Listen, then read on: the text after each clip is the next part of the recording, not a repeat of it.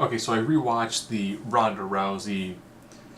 I don't want to say eviscerating. A lot of people have said like, oh, just owned, dropped the nuked, ether. It was like, oh, it's like she just threw Brie and Nikki into the sun with such an intense burn. We've heard a similar comment before. Ironically, so Nikki and Brie attacked Ronda Rousey because she's the spotlight. They're not. They should be in the spotlight because they are the progenitors of all women's wrestling.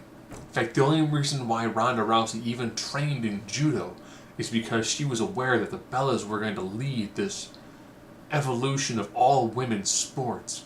Mia Hamm and women's soccer, it was all started because the concept was birthed in the brains of Nikki and Brie Bella. An idea so strong that it transcended time. That they can claim responsibility for things that happened before they became wrestlers. And actually, what Ronda said is entirely true. Nikki and Brie became the poster children for the Divas era. And the Divas era is now gone. So they're technically relics of a bygone era. As much as people say, well, other people in the Divas era too, the Divas era actually is much shorter than people actually think it is. Because you had the women's belt for a long time too. So you actually just truncate down the era. I think it's like 2004 2016. It's like a really small window. It's just the Divas belt. And there were good women who were not the focus. AJ and Paige were trading the title back and forth, and they took the second seat to the Cinderella storyline. Even though I will say seeing Brie have a match with Stephanie McMahon was actually really good. I still think that Nikki and Stephanie should have had a match sooner or later, but I digress.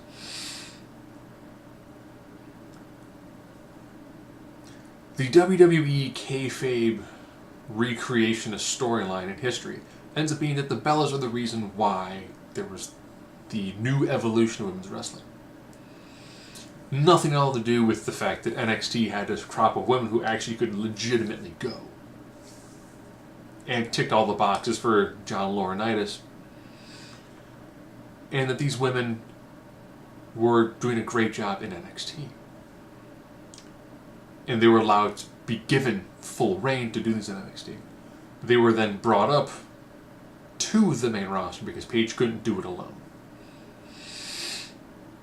So, as Nikki and Brie talk about, they'd knock down doors. That was then when the hardest hit was the only door you knocked on was John Cena's door. It's the same door he threw you out from.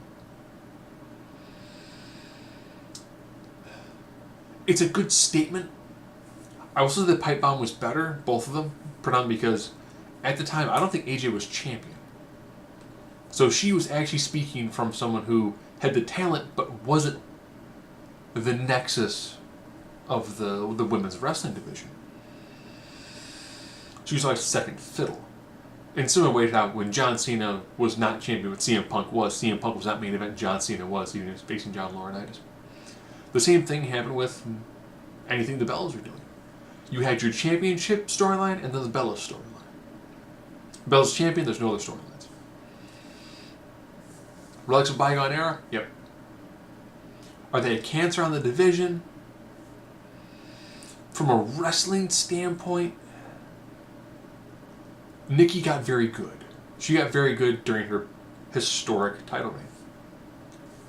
She defended the title every bit as much as AJ did, which is sad. They defended the title almost the exact same amount of times. I think what started really to get on people is twin magic when they don't look alike anymore. And the fact that if you go back through, I think Layla actually pinned the wrong Bella and became champion. They didn't overturn it.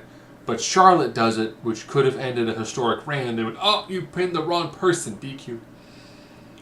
But back to the main body of it. Ronda started out weak.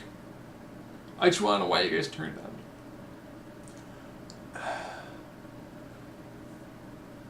And then they came out and they ran their spiel about, you disrespected us, which the current division entirely disrespects the Divas division because While they had talent, it was not utilized. That's where the term piss break match came from, was Divas era wrestling. Talking about diluting your husband's movesets. You know, Nikki does a better STF than John Cena does. Because John does a really poor version. I think it's because he's so jacked he can't get the proper arm movement. Brie does a decent yes lock. She should never ever do yes kicks ever again. Unless she begins channeling like a Shinsuke Nakamura and then like Kinshasa's at the end. But it was a good promo, easily Ronda's best promo. I think she's really getting into a good series when it comes to doing a solid promo. Again, the beginning was kind of weak, especially when on TMZ she was, really laying into him. And then she's like, I just want to know why you did it. She started out weak, ended pretty strong. I'd probably say this is one of the better non-Alexa Bliss promos we've had in quite some time.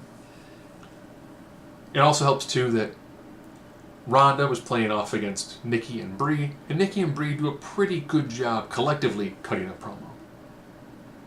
So, I thought it was a good promo. Does it add heat to a match that we're going to see in less than 2 weeks? Yes. Because it desperately needs it. You can't say, I threw you from behind and I get a title shot. What I'd like to see happen next week on Raw, as I think we've got, because next week and that's it. So I'm thinking on next Monday, I would love to see Ronda take out Brie. I think if Ronda were to break Brie's arm and then Brie shows up like in a cast, good. I want her to do it effortlessly. I want her to show how easy it is for her to destroy one half of the bells and entirely remove twin magic from it. And then talk about how she's eliminated half of their arsenal. I want her to drive down the point that, you know what? Your era is done. You are my old Yeller. Even though I believe old Yeller, it was because he had rabies. Not just because he was old. They need to have that sort of moment.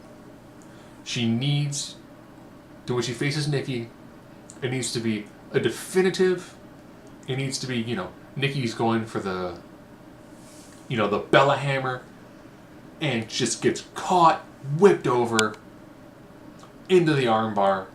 And I'd love to see even more. I want Nikki to tap out, but I want Ronda to not let go. I want Ronda to lose the match by DQ, but put Nikki on the shelf until Royal Rumble. Put them both out with broken arms. Write them off TV for a little bit. It'd be fine. Had them both with arm injuries. Show that their era is done, and then when they show up at the Royal Rumble, have them get in, some decent spots. Have them get eliminated. Not Nikki is in the final 2. No. They're not both in the final 4. So this time you could potentially have Charlotte, Asuka, Sasha, Bayley as your final 4. Why not? Show that their era is entirely gone. Beat them in a promo, destroy them in the ring, and then, Total Divas, it's dropping off in viewership. Total Bellas, they probably have enough material to do another season. They've done enough. They've got a lot of side things going on. Nikki can do a real estate thing. They can shill baby clothes. And if they need to come back for things here and there, fine. Maybe they go into the Hall of Fame along with the Hardy Boys next year. Why not? They've done enough to have earned that spot from a mainstream standpoint.